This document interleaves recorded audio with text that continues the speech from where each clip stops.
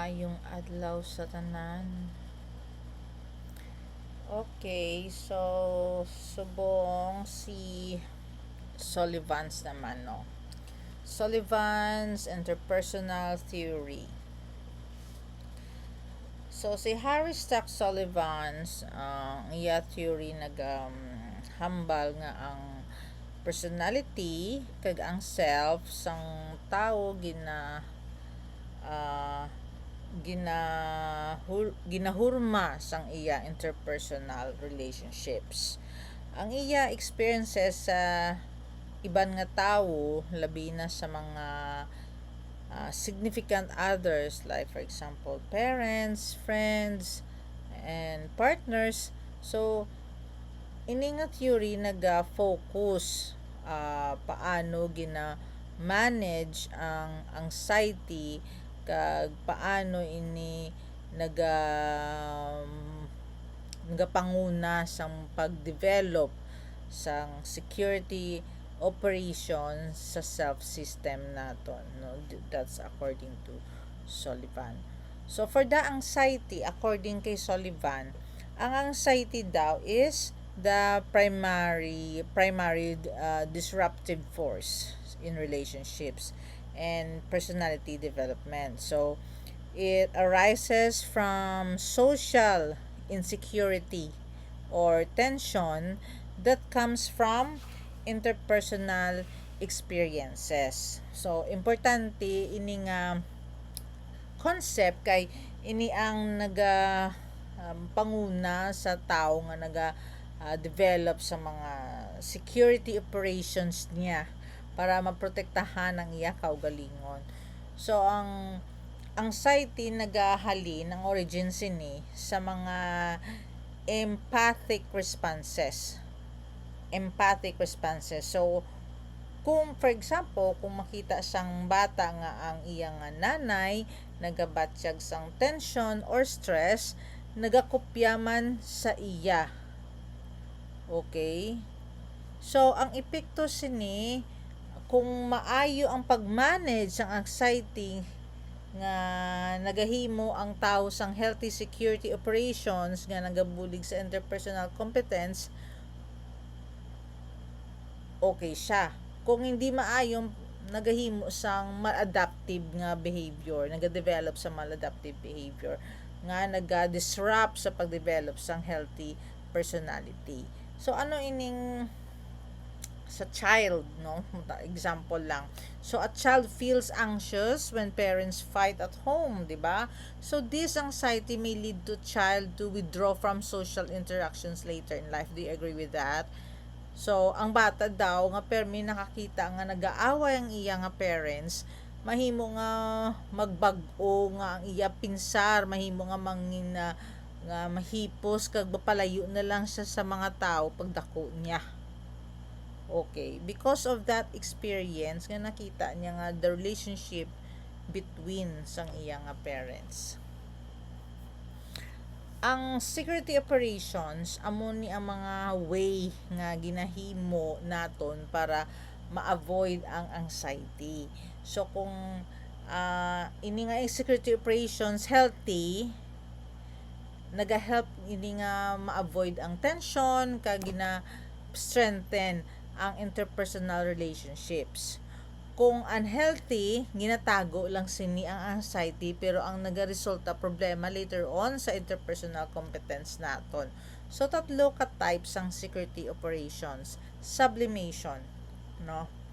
Ang sublimation pag express sang uncomfortable emotion sa tsakto kag acceptable nga pamaagi.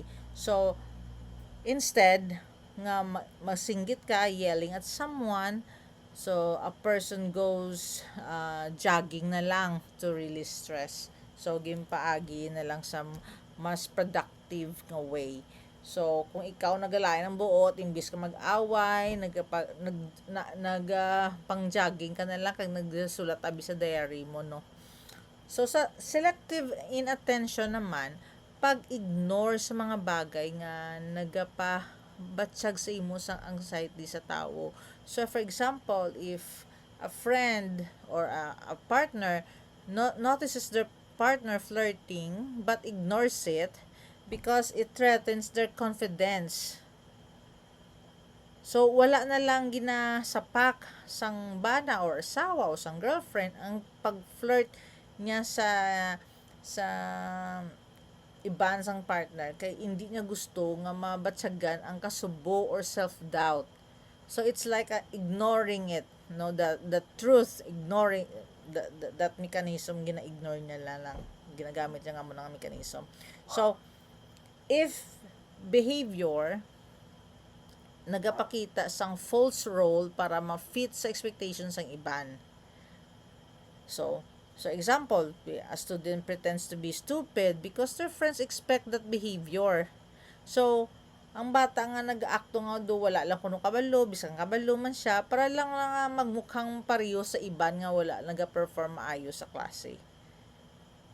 So, amo ni siya ang mga kumbaga mga security operations. Kung kay Freud inid, amo naman siya tawag nga gani na tawag, defense mechanism. So si Sullivan miyara siya sang sublimation, selective inattention, as if behavior, no? And then miyara pagid ni sang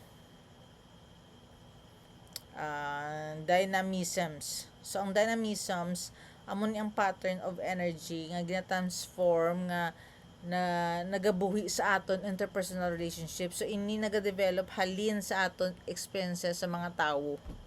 Ang dynamics ta sa ibang tao, ang kind of relationship. So ang the key of dynamisms, self-system.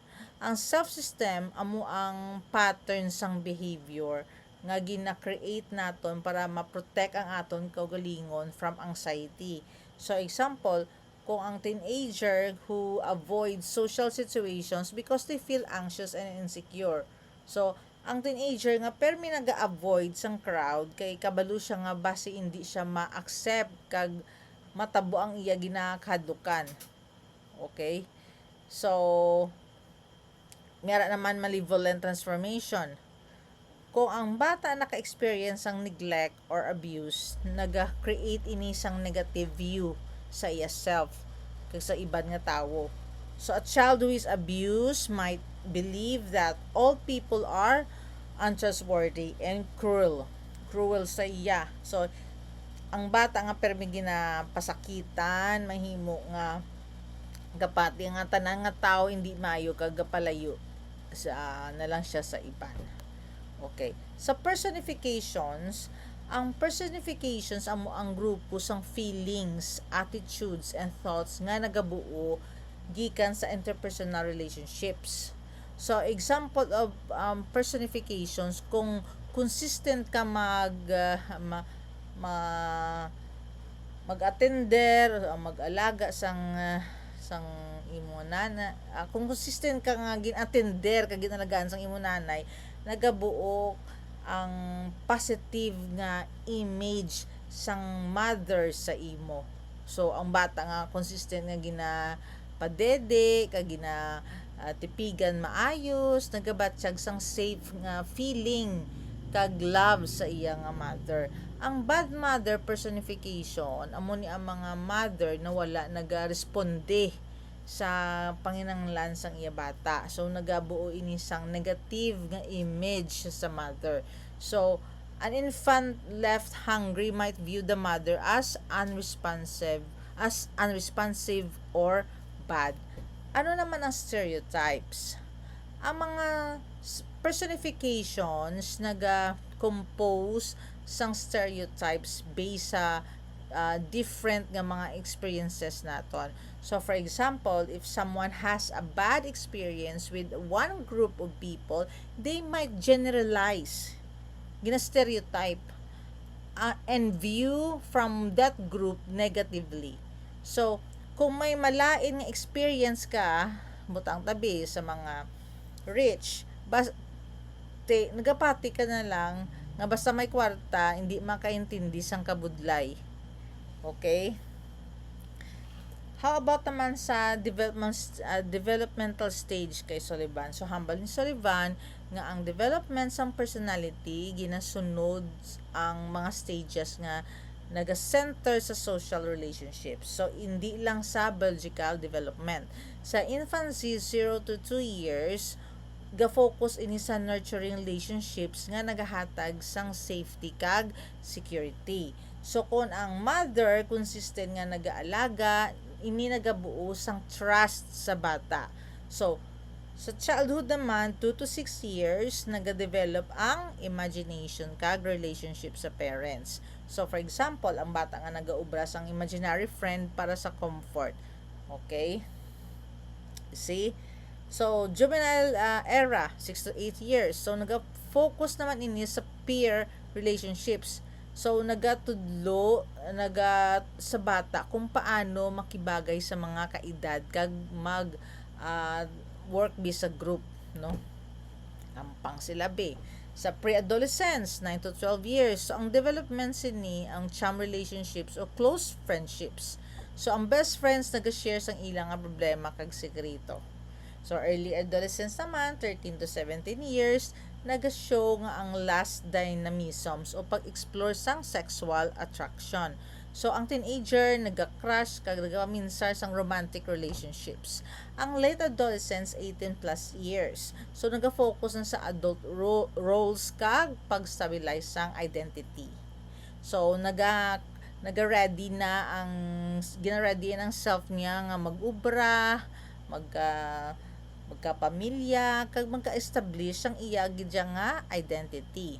Now, for the cognitive processes, may 3 ka level ang cognition ang gin-define ni Sullivan nga nag-represent kung paano nagkakaintindi ang tao sang iya experiences. So, may sang prototaxic. This is the primitive experience. Wala pa sang distinction ang self kag world. So, for example, ang infant nga wala nagapangita sang ginatago nga object. Okay? Sa parataxic naman, generalizing thinking.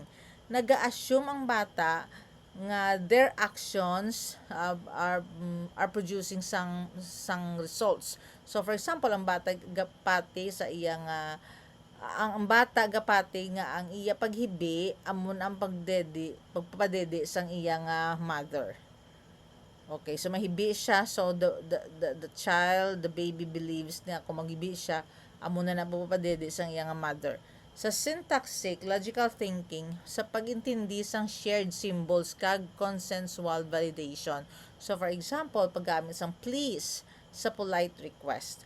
So, in short, si Sullivan nagahatag sang importansya or importance sa interpersonal relationships. Take note of this, interpersonal relationships bilang center sang development sa pag-form sang isa ka personality. Ang anxiety, security operations, kag dynamisms amo na ang patik-patik kung paano nagapanubo ang tao sang tensyon kag nagapabuo sang self-system. So, ini nga theory show nga ang tao hindi lang isolated entity, kundi produkto sang iya relasyon sa iban nga tao. Okay? So, I hope nga mag-read pa kamo more about Sullivan kay ini short videos lang for discussion lang nga gamay because most of the part kamo gidjaya ang mabukad sang libro kag magbasa. Okay? So, see you again sa next nga video para sa inyo. And disclaimer lang gid class, ang ini I'm not earning sa diri ha kay basi makita kamo nga may mga advertisement kung makaklik ka mo, siguro may 0.0000001. But 12 years na ng website ko and wala ginakagi nga nagkalabot pa siya sa $1 because I've been not, wala ko na siya ginagamit. Kaya kung may upload ako nga video from my previous classes from sa ibang pa nga semesters, gina-hide ko man na dayon. So, after this, wala na ako sang TOP, ipang-hide ko naman na siya. And then, papagwaong ko naman kung may TOP naman ako liwat later on sa mga dason nga mga semesters. Okay? So,